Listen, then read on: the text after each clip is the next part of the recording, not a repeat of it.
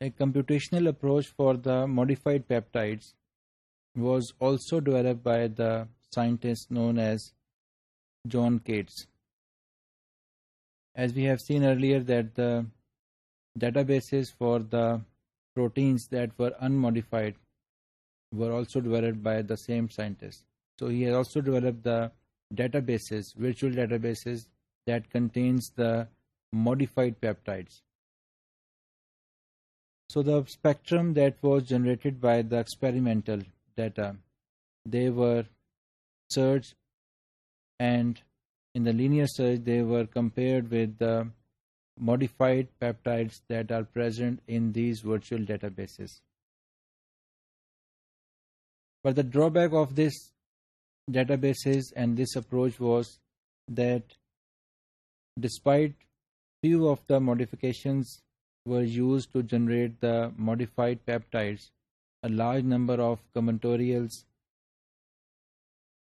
peptides were generated when we consider a very few number of modifications.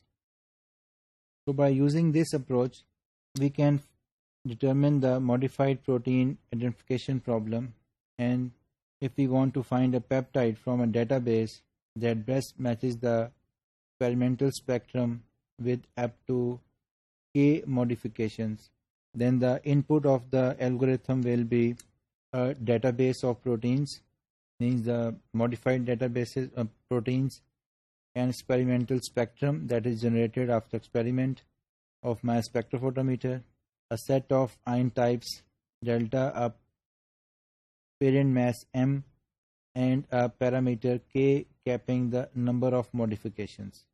Because we know that there are more than 200 modifications that could be present in the proteins after translation. So that scientist John used few of the modifications. So output of this algorithm will be a protein of mass M with the best match to spectrum S, that is the most K modifications away from an entry in the database. The major problem with the modified protein identification problem is that whenever we have a similar sequence of two proteins, P1 and P2, but when we do the mass spectrophotometer, they give the very different spectra S1 and S2. And this difference is because of the modifications present in those proteins. So the notion of this solution is that to develop a spectrum that correlates with the sequence of the proteins. But the problem is whenever there are modifications on the similar proteins, the spectra we get is very different from each other.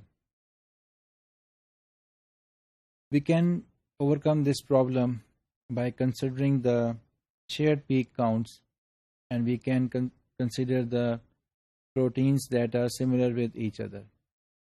But this problem again arises when these proteins also contains mutation in some of the regions in the amino acids. More are the mutation, the more we get the different spectra. So the modifications that are present on the proteins, they provide or they give the different spectra even when they are similar in the sequence.